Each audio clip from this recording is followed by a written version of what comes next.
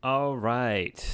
I am back. Hey, welcome back to our stream for the 12-sided guys. This is our Dungeon Preps um what's that like our my game prep stream that we do once a week on Twitch. For the 12-sided guys podcast, I am Paul. I'm the dungeon master for the 12-sided guys podcast. You can find it anywhere that you do podcasts. Spotify, Apple Music, iHeartRadio, wherever. And this is just a stream that we get together. We make some maps. We talk about some different strategies for world building and that kind of thing. And I'm going to turn on a light real quick because it's really dark in here. Give me a second.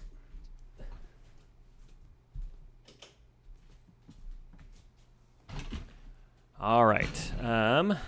Very good.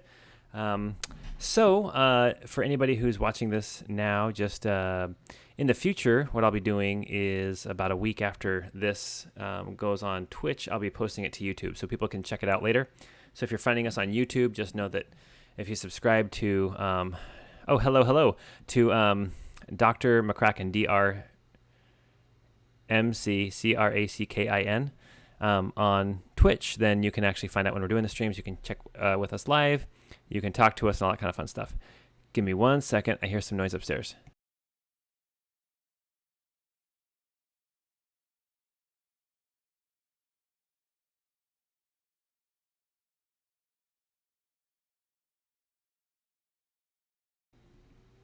Maybe it was nothing. I don't know. Anyway, welcome, Maddie. So I don't know if the chat is appearing on screen in YouTube, but I can see it here on screen for Twitch, which is great. When I downloaded the episode from last week and the week before and put them up on YouTube, the chat did not show up anywhere on the screen. Hopefully I fixed that problem. But what I'll be doing today is I'll be trying to read what is said. Maddie says, ahoy, hoy, which is fantastic. Apparently that's what Alexander Graham Bell originally wanted to say when you answer the phone. Some kind of a unique greeting. So ahoy, hoy, back at you, Maddie. Anyway, so today what we're going to do, I've got Dungeon Alchemist opened up again, which is a program I use for making battle maps. And we're going to finish a map that we were working on last time, which was a mine. And we're going to see how it goes with getting the mine all squared away. I just want to add a couple different little things to it, and then we'll move on to something else. I had a couple of ideas, some things to maybe show you, which are not actually on the computer. I'll be showing you on the camera here. Some different things I have for Dungeons & Dragons that either I've built or I'm in the process of working on. I was doing that a lot more when I was playing an in-person game in my own home. But since COVID, we've gone remote. We've gone onto the computer using Roll20, and that's been great because then we've been able to play across the country, which has been a lot of fun. So without further ado, let us pull up Dungeon Alchemist. Let me get this ready. That's that. I don't know if you guys can see that. Oh, you guys can't see that yet. Let me open up the map that we were working on last time. We were working on the mine. Is that the right one? There it is. Okay. Let me pull you guys over to this. Let me pop the screen back here with Dungeon Alchemist popping up in the back. Ding. Done. Ta-da. There we go. Okay. And now the part that's always fun is as you guys get to watch as I minimize my screen to make it fit correctly so I can see all the chats and stuff. What is going on here? There we go. We'll do like that. I'm going to pull it over like that. We'll try to make that work. Okay, cool. We'll see if I need to change anything around. But right now I can see everyone's messages. So here we go. Last time we were together, we made this. And this is kind of an inside chamber for a mine. We have, I imagine this where the minecart is the entrance to this section. If you keep following the rails out that way, you'll end up getting way back out to the mine camp that we had built 2 weeks ago. Those are both on YouTube. But we were playing around with some things on the inside. So we have this little shed here that I imagine is built kind of inside the mine itself, holding supplies, food, that kind of stuff. Saltpeter. I don't know if that's useful for mining. I honestly don't know. But anyway, we have a big crane here. We have an elevator going deeper, like even levels down. We have different exits out of the mine. What I wanted to do today, just to kind of finish this up a little bit, I wanted to give it a little bit more three-dimension. We already have quite a bit of three-dimension. We have this main area, we have this lower area, and we have this room off to the side. But I wanted to do a little area up here in this top left corner. So first thing I'm going to do, I'm going to build it out. I'm going to dig it out as a cave. And let's see. We'll dig this out. And I imagine what we'll do is we'll just kind of like build it actually out like it's actually a little outcropping. So it's like not actually there, like something like that. And then we're going to raise up the ground. I want to raise up the ground. We're going to raise the terrain just a bit. And then we're going to flatten the terrain to this new level up through here. Oh, I gotta be careful though. Yeah, so it's gonna try to level this all together. So, and then what I gotta do, that's okay, that's good. I like that. Seth, you are here. So Seth says the main thing saltpeter reminds me of is the Witcher 3 video game because it's an ingredient used in some of the necessary potions. Yes, and saltpeter, I do believe, maybe I'm wrong, was used in early gunpowder, or it might even still be used in gunpowder. I could be wrong. I'm going off of my memory of the musical 1776. I think. We're talking high school, and that was a long time ago for me. All right. Oh, hey, Camille. Welcome. Camille says hi. Okay, Seth says I'm right about the saltpeter. And again, I don't know if the chat is showing up here, so this episode, I'm going to be reading what people are saying, and then we'll see about that for next episode, whether it shows up on YouTube or not. Yes, Seth says he remembers reading that somewhere. I'm going to now smooth this terrain a little bit so that it kind of rises up to it. So it's kind of more of a smooth transition. I am talking about a musical. Have you seen 1776? I know Camille is the local musical expert.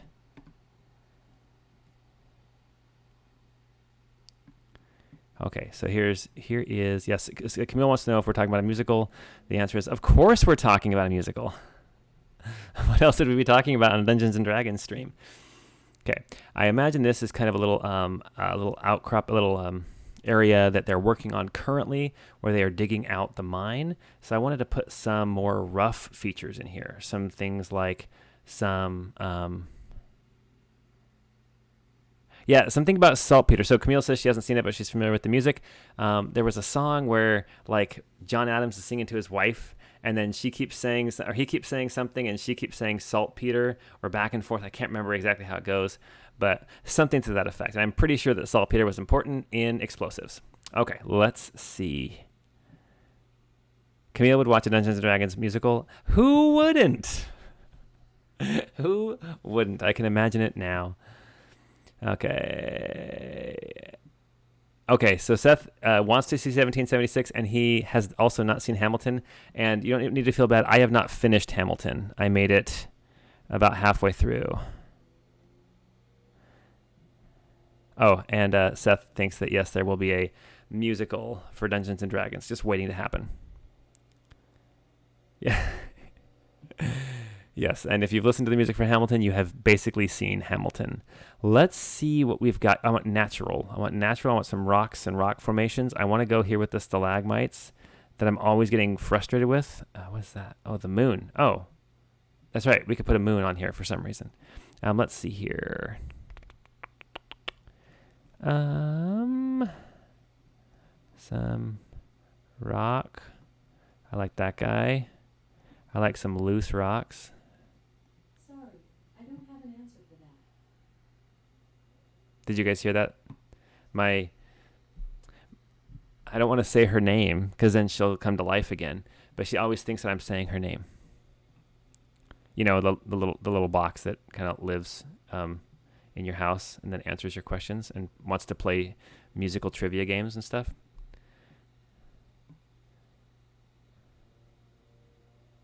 Oh, Camille has does not judge anyone for not seeing Hamilton, and as long as we don't judge her for not playing D&D. And Seth figured out who I was talking about, and you guys could hear her. Okay. I was actually wondering if I could change her voice. I kind of want like sexy English male voice. Is that so wrong of me?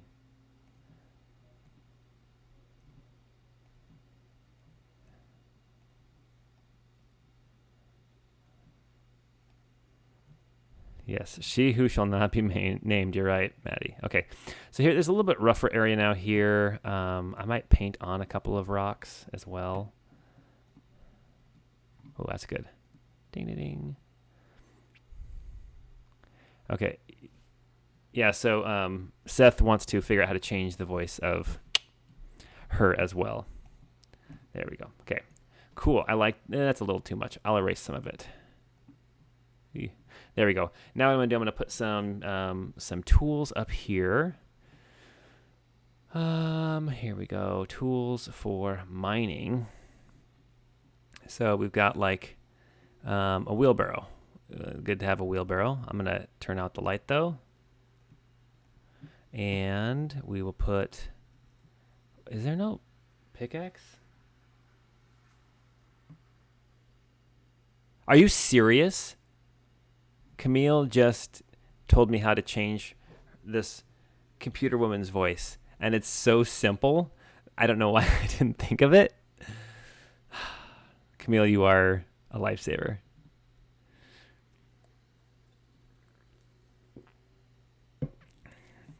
Okay, so I'm on mining equipment, and I don't see a pickaxe. Oh, yeah. Google is Camille's best friend, I guess, right? She Googled it, which makes so much sense, and yet I never did it. Seth, I'm right there with you. Mind blown. All right, I'm looking for a pickaxe, and I see sledgehammers in the mining equipment. I'm looking for a pickaxe. Would that be under farming tools for some strange reason? There it is, pickaxe. Under farming tool. I guess it's also used for trenches and stuff. There we go. And then we will put a couple of actually, you know what? Is there a different wheelbarrow? I think there is a farming wheelbarrow. I think I like that better than the mining wheelbarrow.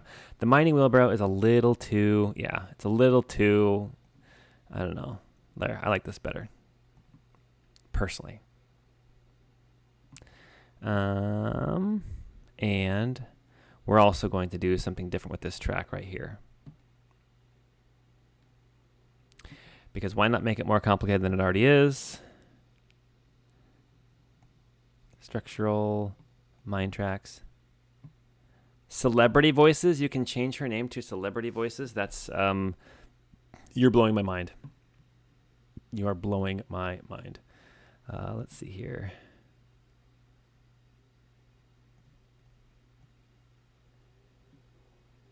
Okay. That I need to turn off collisions, and then I need to put that there. That should be just fine. It looks a little bit jumbly, but that's okay. And then we are going to turn collisions back on, and we're going to do a tight turn here, and we are going to do a little track there, and we're going to put a bumper right there. So now you can get a minecart right there, so you can load it right up from the wheelbarrow. So apparently you can change the computer's name to, or computer's voice to a lot of different celebrities. Any idea what celebrities? Seth says that somebody told him a long time ago you can do Samuel L. Jackson's voice.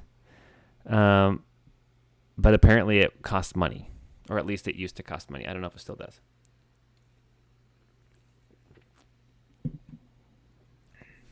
All right, cool. Okay, I like this. It's complicated enough, and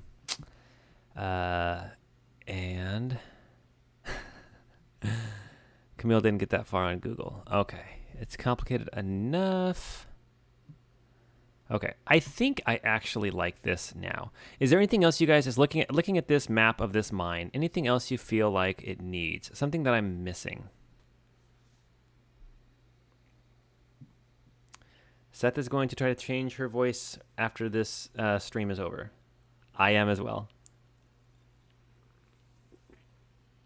Oh, and Samuel L. Jackson's voice apparently would startle Maddie. Yes. A cave troll. Let's see what we got. Actually, that's something else we usually do. We will walk through things. Here's a troll.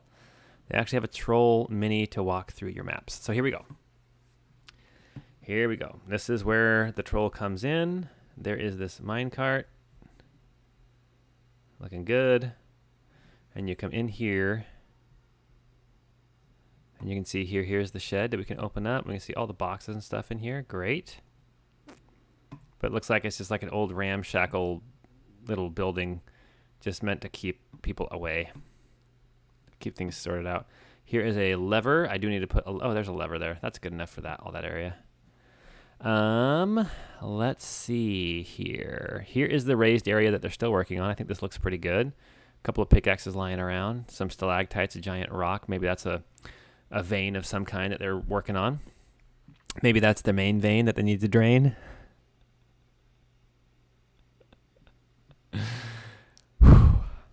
If Matt were here, he'd be laughing. All right, let's see here. Here's this pit with the track that goes across it, even though it doesn't really need to because it goes right around the pit too. There's the way out to the north. Here's the elevator and a place for it to stop here. And here is their out the way. Okay, so that's great that you see it on the streaming window. I'm hoping that works. Yes, Camille says that it's showing up on the screen. That's what I was hoping for because I would like for people who are watching this on YouTube to be able to follow along with everything that's going on. Okay, and Seth, I appreciate you laughing at the joke. It was pretty terrible, but fantastic at the same time. Okay, we've got this little hand cart thing that goes across. And I think, honestly, I think that's it for now. Okay. Oh, you didn't see that ever before. Okay, that's good to know that you guys are seeing it now because I did mess around with the interface, and I think I had it figured out. All right, here we go. So this is the mine. I like it. I'm going to get rid of this troll though. Okay. We'll save this file. Save. All right. So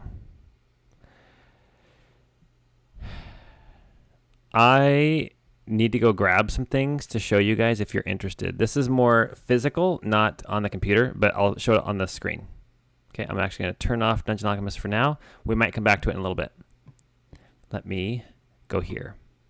Okay. I'll be right back. Just give me 1 second.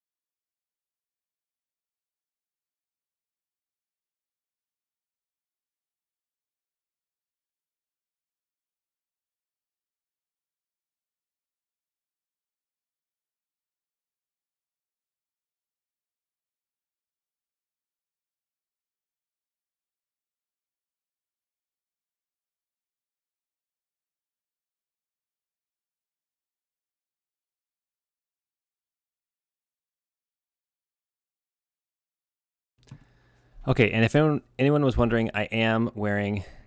Am I gonna? Okay, I missed some chat. I am wearing my Hug Life T-shirt again with the cute cat. And that's because these are my pajamas. Because I am tired. All right, let's see here. Show and tell time. Yes. Edge of your seats. Okay, it's not that exciting. I do have some treasures though. Some things that I did. And yes, Camille. Yes, I am getting out some of the miniatures. So I used to do a lot of terrain for my in-home game. Probably more than was like efficient, but it was always fun to have a full table. I'm very very predictable. It was always fun though to have a full table. So I used to go to like Goodwill to look for random toys that I could convert over. I used to like save cardboard. I used to buy a ton of miniatures. So first I'll show you an example of a house that I built. So I don't know if you can see this very well. So I built this house. This is actually like a blacksmith. I even like carved a little sign, like a little anvil. I don't know if you can see that very well. And then I put like the doors on it and everything, and you can see like the chimney for the outdoor forge. So I built this house. This is all diaper box, and the bottom is from Costco. This is the Annie's Cheddar Bunnies box. So I've got a ton of these. So most of them are not actually painted. I built a ton of these right before COVID struck. And I never got around to finish painting them because I stopped using because we stopped playing in person. But I really liked the kind of the Tudor style framing and everything. So that's an example of some houses that I used to build. I've got quite a few of those. I found this little like pirate toy that had a dinghy. So I am also, 9 years old. So I had some extra dowel and stuff. So I turned it into a little riverboat, right? Let's see here.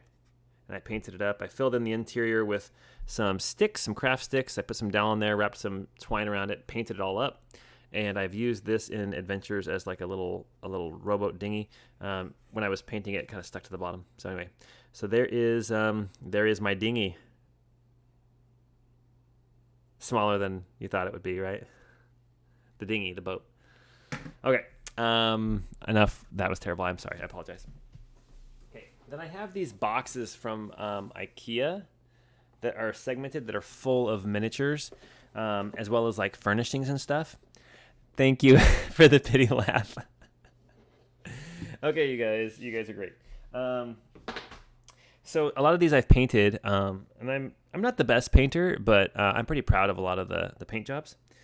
So, for example, here is a phase spider that I painted. Here, I can't find the camera very well. It's a little phase spider. Tried to follow the same paint scheme as D&D.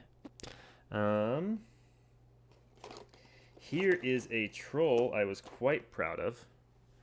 I don't know if you can see all the different colors on him very well. Let me see if I can get him showing up very well. Maybe if I get a white sheet of paper. Let me get a white sheet of paper to hold up as a background.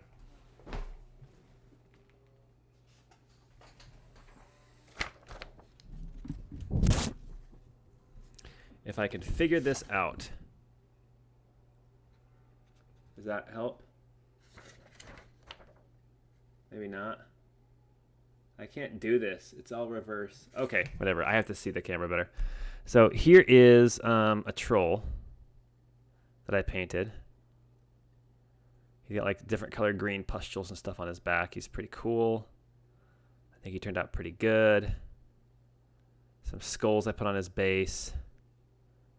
The skulls, if you're ever doing miniatures and you're looking for skulls, Warhammer 40K has like a whole kit full of just skulls, random skulls. You get like alien skulls, but mostly you just get human skulls or humanoid skulls, and then you can just pop them there on the base or whatever you want to do with them.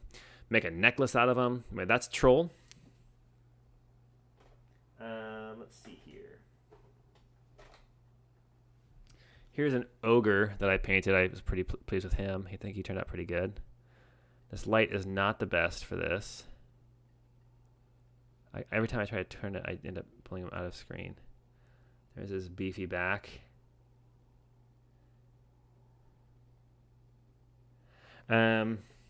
got lots more, but just a few more.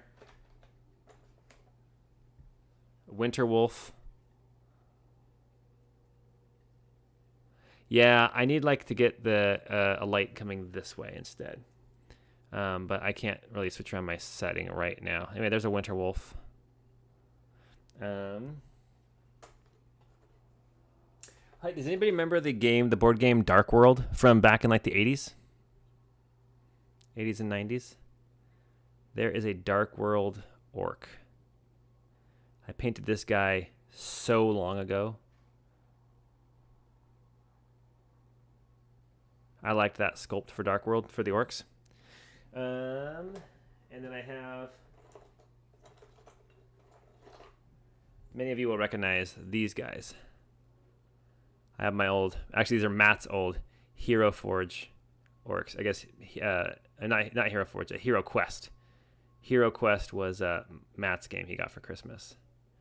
And my brother said, hey, has he tried Dungeons and Dragons? And my mom said, no, we don't do Dungeons and Dragons because they might get lost in their own world.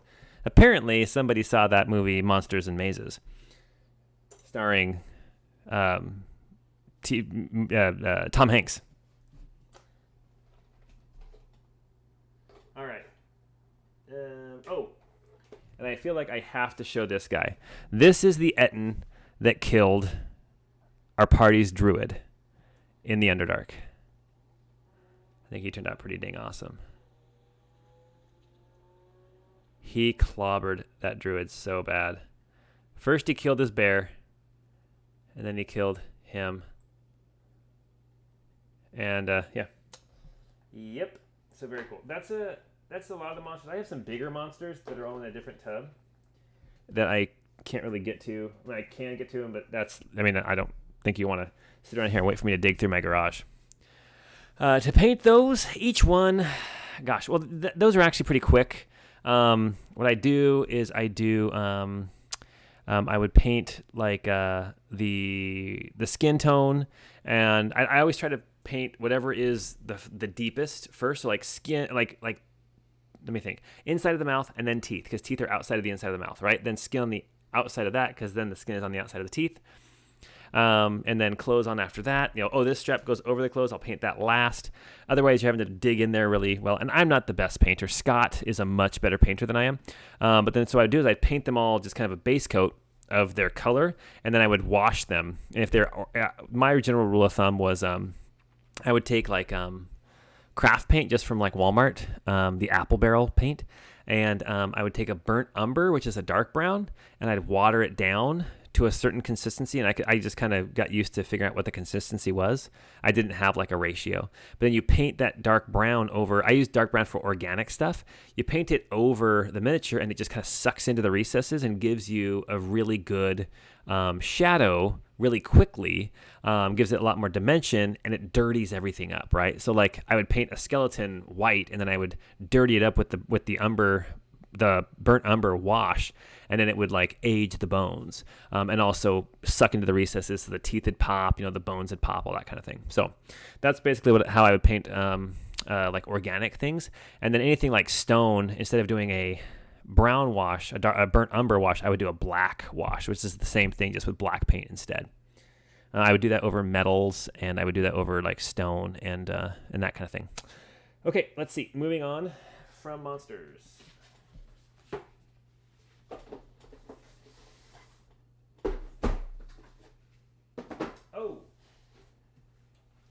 This is stuff that it may not be as interesting, because this is just like my terrain bits and stuff, but I would try to find pieces of terrain all over the place. So like, I've got like, let's see here. What the heck is that? What is that I made? Oh, that's right. Okay, anyway, so we got like little miniature bookshelves. I love those. I think they're so cool. I got a couple of those. I guess like a lot of those. I'd find like here. This is another Hero Quest piece. This is the Tomb of the Knight that I painted up. How did it take me? So I didn't answer that question. Sorry, Camille. How long did it take me to paint? Like each one of those miniatures probably took me an hour, hour and a half. Usually what I end up doing is I end up painting a couple of different ones at the same time that have like a similar paint scheme, just to try to assembly line them a little bit better. Let's see here. Here is an old pewter Reaper miniature that I painted up to look like a stone statue. So again, I just painted it gray. This one I didn't actually do the black wash to. I should have, but this one I painted a dark gray, and then I did a dry brush of a light gray over the top of it. Put into all my miniatures a depressing amount of painting. Oh, for me, realistic. So I haven't painted a miniature since before COVID. Honestly, at this point, I have not. I have been tempted to, but I have not actually painted since before COVID. Painting is one of those things where I like it when I first get started, then I get bored, and then I love the finished product. So if I can just get past that middle point, then I'm happy with painting. But it's not something that I would want to spend all my free time doing like I used to.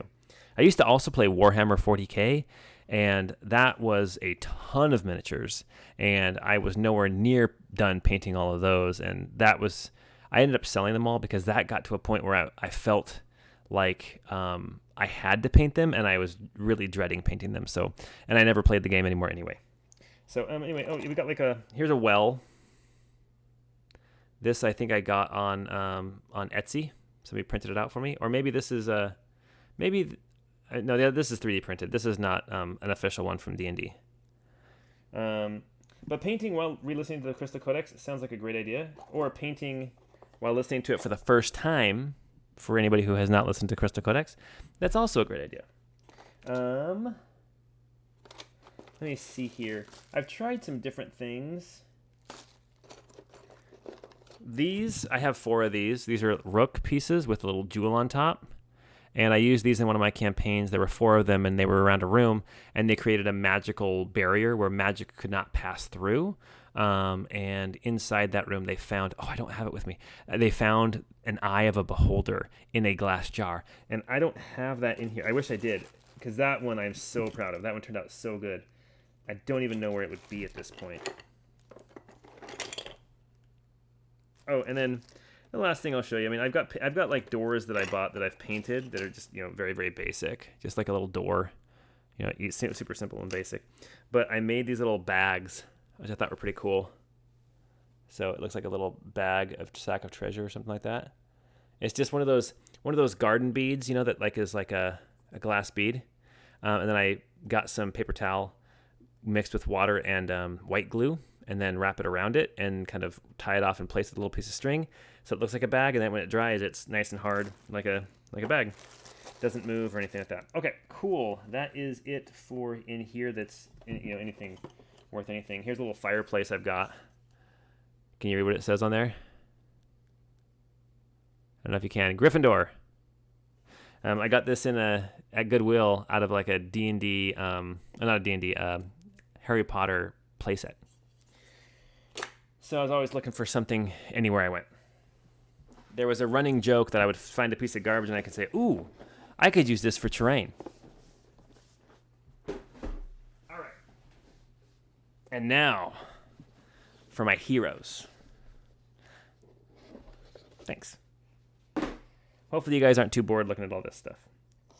Okay, here is a very cool metal miniature I painted years ago. I repainted him again, and he became a very important character in a campaign I ran that went for 39 sessions, I think, 35, 36, 39, somewhere in there, sessions. This guy became Antioch, the Enchanter. He ended up getting an axe in his head from a revenant.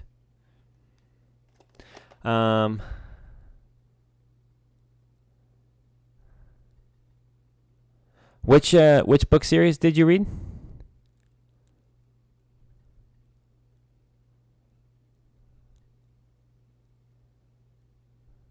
I missed which book series you were talking about, Seth. Here is a wizard that I played in in Scott's campaign one time. This was me. I was a wizard, and I used Levitate and Flaming Sphere pretty much exclusively. Oh, Harry Potter. There you go. That's right. Harry Potter series, yes.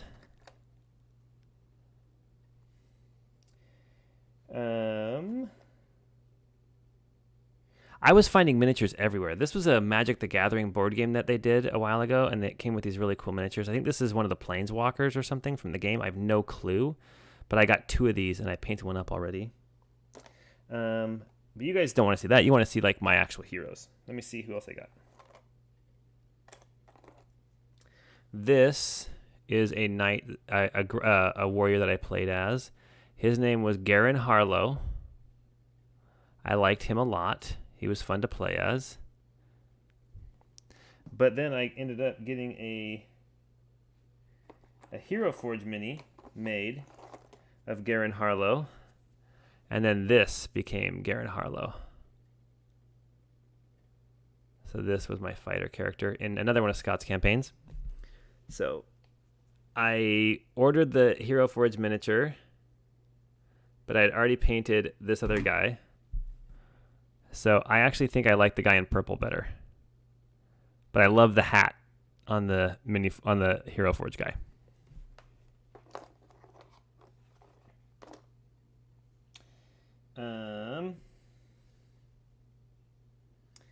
Here's a pretty cool dude.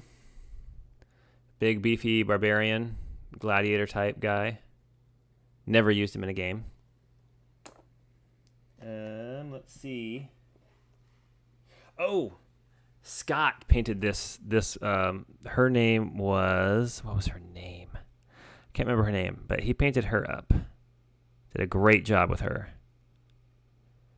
And my camera doesn't do it justice. The lighting doesn't do it justice, but he did a great job with her. This was the campaign we were playing right before COVID. Actually, we finished it during COVID. Online. Who else is there that you'd want to see? Oh, you want to see the strumpet? Anybody want to see a strumpet? Here is the strumpet. Ba-bow.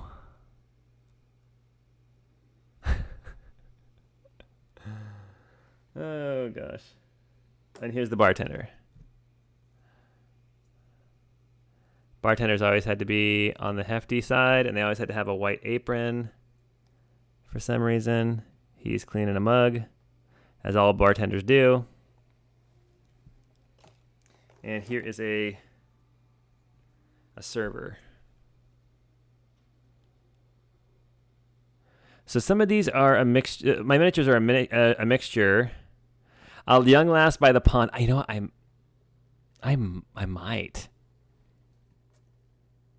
But my miniatures are a mixture, mostly Reaper, but some of the D&D minis that were starting to come out. I mean, they're out. There's a ton of them out now. But and then some random like Games Workshop miniatures, like these old Britannians. I have a lot of these guys painted up to act as like city guards and stuff because they're just kind of very basic looking with their kettle helms and their quilted armor. Yeah, mostly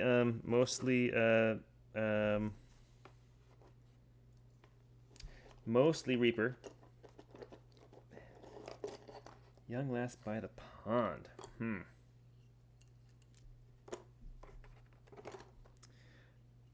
I also have this was my favorite dwarf for a long time. He is an old Chainmail figure. Chainmail was a miniature game that D&D put out a while ago, and this is all pewter. I liked that guy a lot. He was a cleric.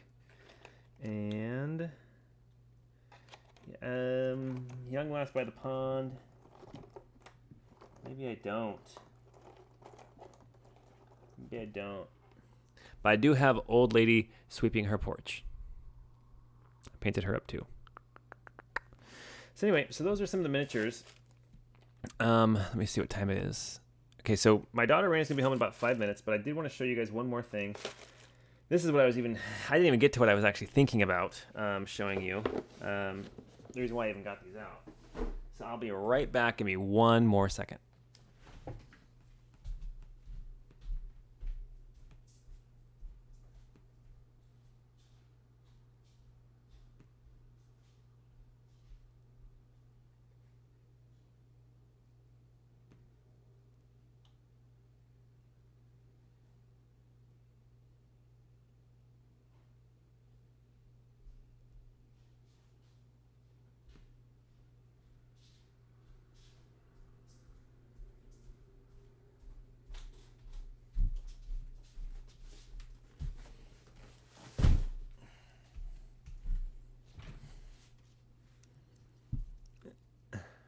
Yeah, yeah, exactly.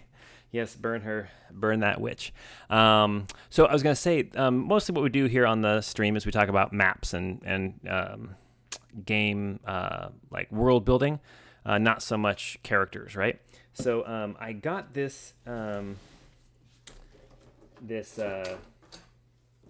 Kickstarter years ago, and I haven't done anything with it besides organize it, get it all out of its sprues, and then put it back in a box.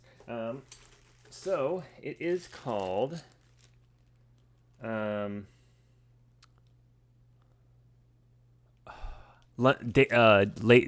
and Lasers, I think is what they call it. But it is like a terrain building system, and I'll kind of show you how it works real quick.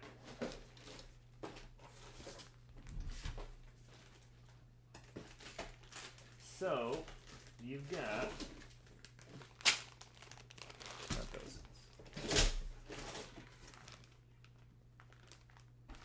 those. You got a lot of pieces. I mean, especially when you're a dork like me and you bought the biggest set that they could. And then I've never done anything with it. Welcome home, Raina. So you have like floor tiles like these, okay? And then you have these little connector pieces.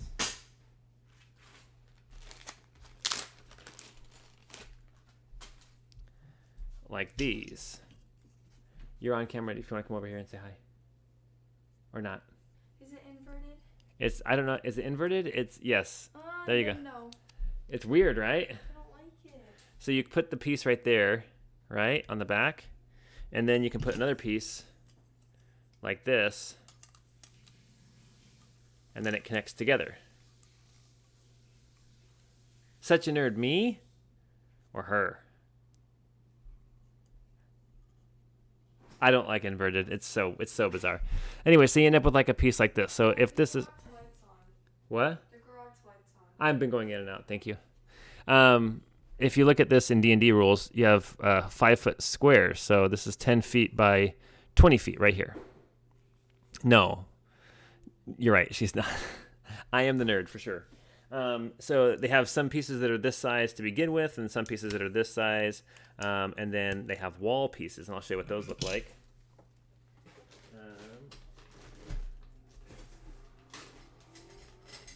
So you have like a wall piece, and they've got some that are twice as long. But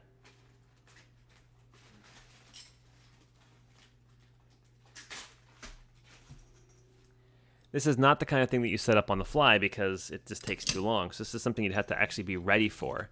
So you have these other little pieces that kind of go in like so and like so. And then you take the wall piece and the peg just goes in like so. Okay, so there you have a little room. Obviously you can go all the way around it. There are doorways as well. So then just like that, I have a three-dimensional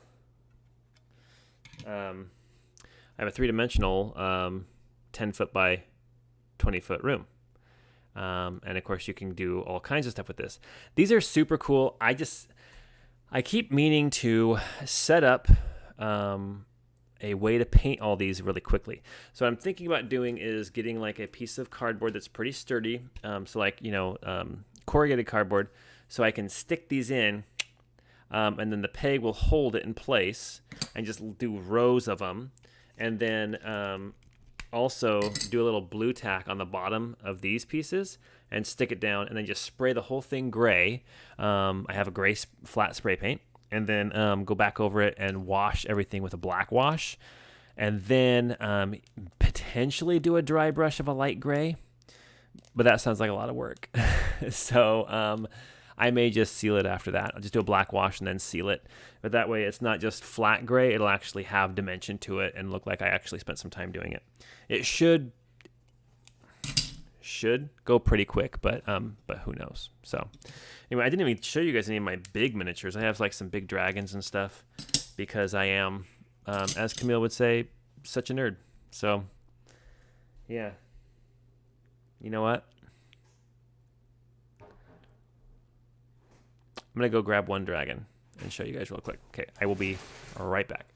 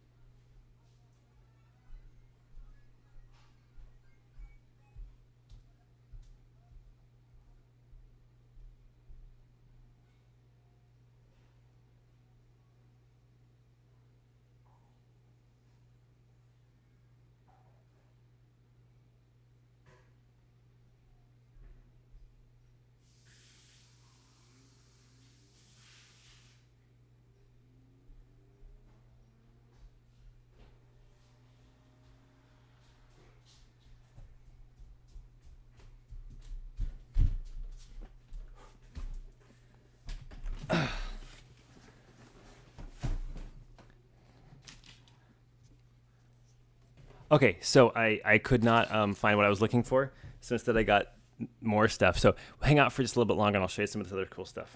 So aquarium like pieces are always kind of cool because you can oftentimes find them in the right scale for your miniatures. So here is a hobbit hole. I'm gonna go shower. Okay, perfect. From Goodwill. All I had to do was I just put the doors in, and literally all I did, I don't know if you can see on the inside, I just lined up wood and glued it in there. And then on the outside it looks nice and neat. So anyway, that one's really cool, the hobbit hole. Here is a tree stump, like I was thinking like Deku tree type thing, or like a cave under here. Never got to use that, but I like that too. This is just an aquarium piece from Goodwill. Here we go, some miniatures that I painted. Here is a silver dragon. This is the D&D silver dragon, I think. Wait, maybe this one's not. Maybe this one's a Reaper. I think this one's Reaper.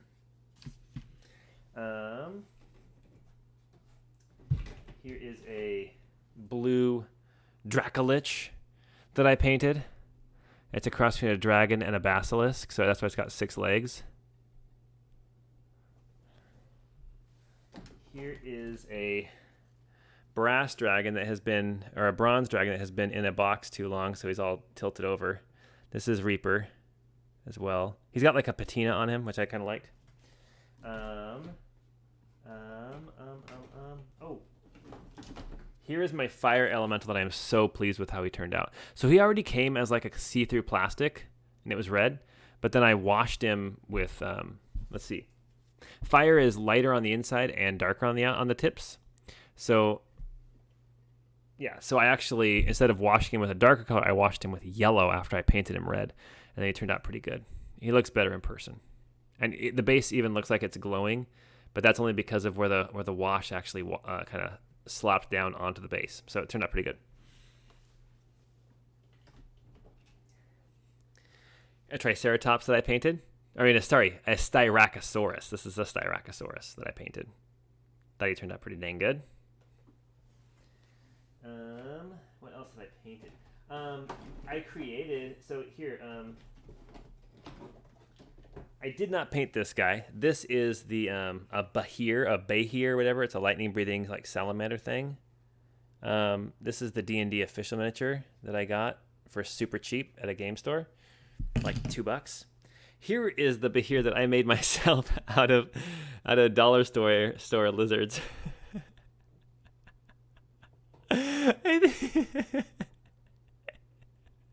I just cut off a bunch of legs of other ones and glued them on. Oh, he's so terrible. I love him so much. Hopefully you guys are enjoying this as much as I am enjoying sharing these with you. Oh, cool hill giant. I'll show you the hill giant, and then we'll start wrapping things up.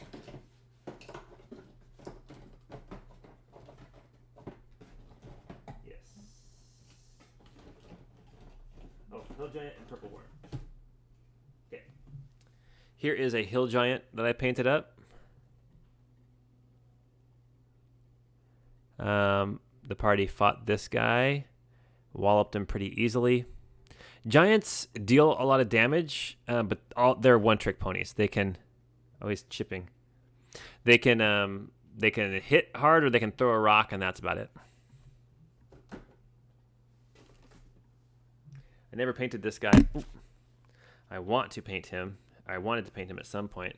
This giant skeleton. He's so thin that just being in my box, he's leaning way over and kind of dilapidated now. And then, but I never painted him, so that's not as cool. But I'll save this last one. The purple worm turned out pretty dang good. I like him a lot. He's in my hand. Just seeing if there's anything. Oh, I'll show you this one too. Because I wanted to show this guy to you. This is a rock troll that Scott painted up for me. He was going to be a bad guy in a campaign that we were running right before we started the Crystal Codex. He was going to be... he was going to be... see the jewels on his back? He was going to be like the avatar of greed. But the campaign kind of changed, and they never ended up going there. And then here is the cool purple worm. I mean, it's tiny, but this is the purple worm that I painted up. I think he turned out pretty good. Sort of phallic in a weird way. I don't know. The skin's kind of weirds me out a little bit. Anyway, so that is that. So anyway, okay, very cool. All right.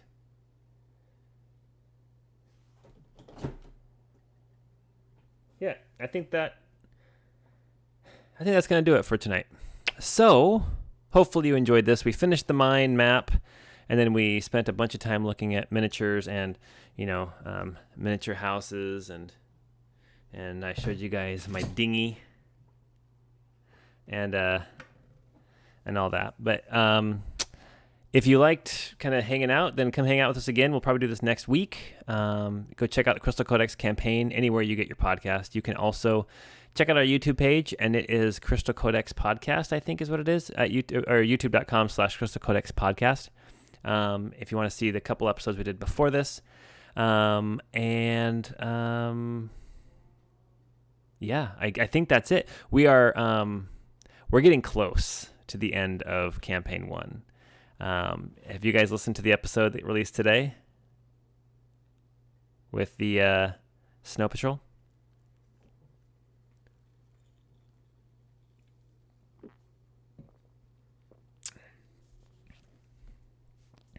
Okay, except not for today. Okay, I'll keep my mouth shut then. I'll keep my mouth shut. It is getting very dangerous and very, very close. So we're going to be working on that again this weekend. We're going to record on Friday night, try to get 2 more episodes under our belts, and then it's really close. So yeah, we're really close. we're really close. That's all I'll say. Anyway, okay, well, until we get together next time, or you check us out on YouTube or wherever you do, come talk with us on Discord. We hope you have a great time. Have a great night, everybody.